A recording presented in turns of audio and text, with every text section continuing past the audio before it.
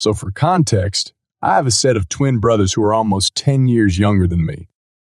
I am a 16-year-old male living in the UUS. And every year my family, I, and sometimes my grandmas go to a pumpkin patch that doubles as an apple orchard, and you can go to 3 different areas. One being the main farm, one being where the corn maze is, and one where you pick out your pumpkins. There's also a little train ride that my brothers love along with my 1-year-old baby brother. Anyways, on to the story. So this happened around 4 months ago. It's the height of picking pumpkins for Thanksgiving or Halloween. In the main farm area of the pumpkin patch, there's a whole bunch of things for kids to do. This particular story happens in a giant sand pit, and my brothers and parents had already been there longer than us due to me and my grandma watching American football. Not soccer, don't get confused, as I am a huge football fan and play it. So we had to leave later because there was an early game being played in London, in England, and in England or Munich in Germany. Note, most football games are played between 0 p.m. to 7:38, 0 p.m. This game was being played at 8:30 a.m., and it was a team I wanted to lose playing someone I wanted to win. So when me and my grandma arrive at the pumpkin patch and we get in, I get a call from my dad saying to meet them over at the sandpit box, whatever you want to call it. When we got there, my little brothers were working on a really nice tunnel. Not part of the story, I was just proud of them. And they were using 3 toys in total to build it. So I go over and grab a toy Bulldozer because my brothers wanted to play with me, and I happily agree since when I was little my older half-brother would do the same, and I like playing with toy machinery. So fast forward half an hour to an hour, and me and my brothers are playing with the toys, and the following interaction ensues, and all names are fake. Jack, I'm going to get a drink of water. I'll be right back. Can you make sure someone doesn't take my Bulldozer? Me, sure, just be quick. So he runs over to get a drink of water, and not even 5 seconds later, I notice a kid playing with the toy Jack was playing with. So with my best friendly smile and little kid voice, I ask him the following question. Me, hey, my little brother is playing with this, and he's just getting a drink of water, and he'll be upset if he comes back and sees that the stuff he made is being destroyed, and someone is playing with the thing he was playing with. Entitled Kid looks up, and with this snarky response, he says, Entitled Kid, no. My mom said I can play with it. Me, well, you see, this is the only Bulldozer left, but there's this, and without even letting me finish my sentence, entitled Mother pipes in and says, entitled Mother, no, he can play with it. There's no one playing with it. He can play with it. Me, while my brother is playing with it, and this is the last Bulldozer here. Entitled Mother, you will give my baby the Bulldozer. At this point, I'm getting angry, but I keep my cool for now, and I don't like being told by people I don't know what I can and can't do. Me, but this is a public place, and I can save this for my 6-year-old brother who happened to be playing with it already, and he would have been gone for no more than 45 seconds. Entitled Mother, I don't care. My baby deserves that toy. At this point, I'm fed up with her bullshit, and I stand up and I say, Me, once again, it's a pub. Entitled Mother, give it to him now. You are what, like 10? You shouldn't be playing with that anyways. After that, I'm completely done. Me? Yes, I know, I'm a 10, but not 10 years old, and I look better than you, thank you very much. I can get aggressive when I'm mad, and I can be quite insulting. Entitled, Mother, what? You're not 10? And don't be racist and tell me I'm not a 10-year-old. Yes, she thought I was talking about age. Me, no, in fact, I'm 16. Entitled, Mother, 16? That's even worse for you to be playing with kids. I give her a, what the fuck are you thinking, lady? Look, me, but these are my brothers, and tell me how that's worse. To be playing with, my dad cuts me off. I'm not using my real name. Dad, Josh, come over here. I want to talk to you. I looked at my brother and said, Me, Do you want to go somewhere else? Jack, yes, please. He was on the verge of crying. I walked him over to our dad. When we get to my dad, I start saying, Me, did I do something wrong? I was just trying to. Dad, just drop it and sit here next to me. Then he said something really unexpected. Dad, don't let the Karen get to you. I looked at him and laughed and said that I didn't know he knew that term. So that's my story. I never saw that woman again the rest of the time, and I was glad. I hope this found all of you well, and I thought I'd put my story out there. Also to Redditor, or Jack. Thanks for reading this, and I love your videos and podcasts, and I listen to them while playing solitaire or chess on my school Chromebook. Shout out to my wonderful grandmas and parents. They are amazing. I know I should be used to being treated badly by now, but I'm not. And every time it hurts just as much as the first time. Yesterday, I got caught in the rain, so all my clothing is soaking wet. It's cold, and the air is humid today, so nothing is drying. Now it's today, and I know I have to get my clothing dry because it's going below freezing tonight. I took the opportunity to go to the laundromat to wash and dry my belongings. There's this older homeless man who sits outside the laundromat. I've spoken to him several times and we spoke. He looked hungry, so I gave him one of my 2 bologna sandwiches and we sat and ate together.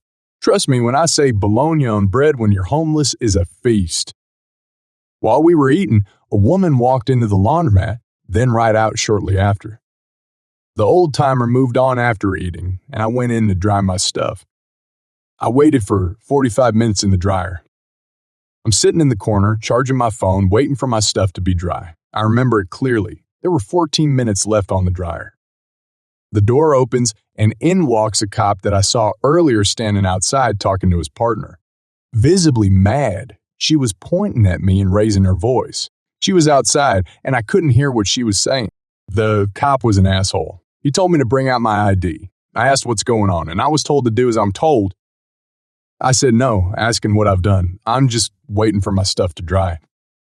The Karen outside apparently had her laundry, which she left to wash and dry, stolen, and guess who she blamed for the theft? Yep, this homeless guy.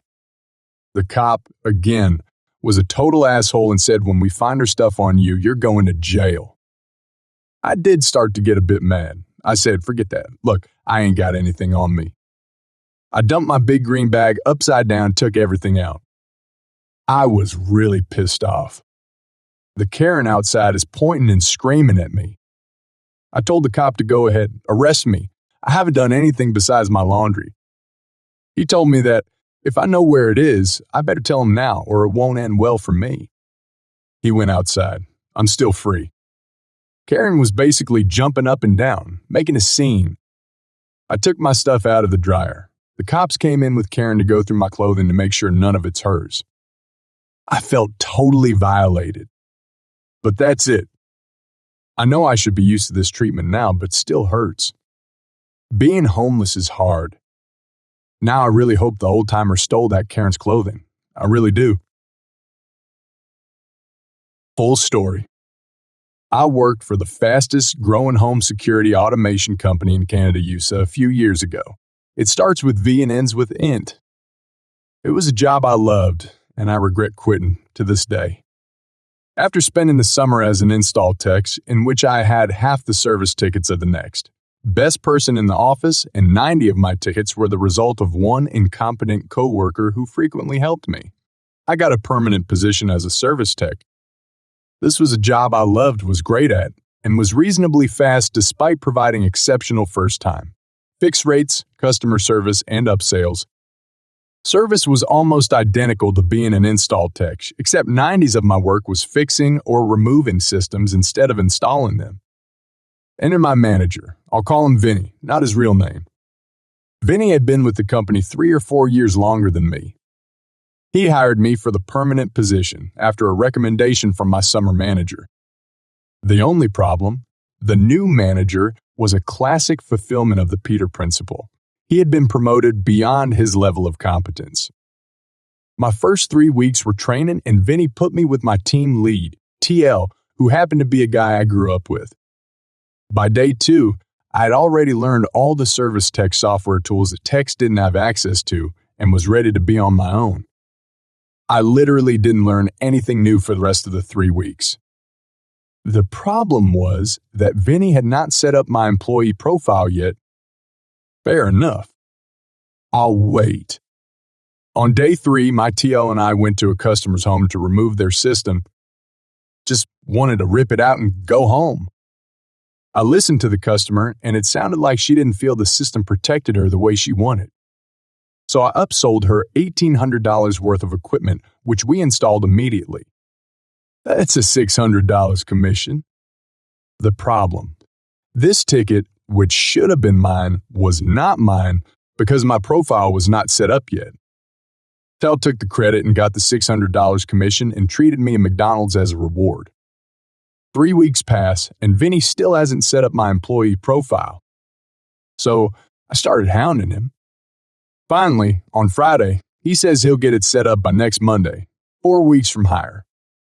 He calls me 2 hours later to say that it's done and I'll be on my own, taking my own tickets on Monday.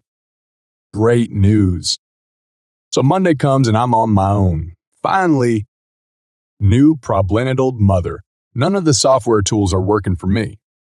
I end up having to call into the software support center on almost every. This, of course, makes me take more time to complete everything from then on. So for 5 days each week, I end up working 4 hours of overtime when I should have been getting home early 90s of the time.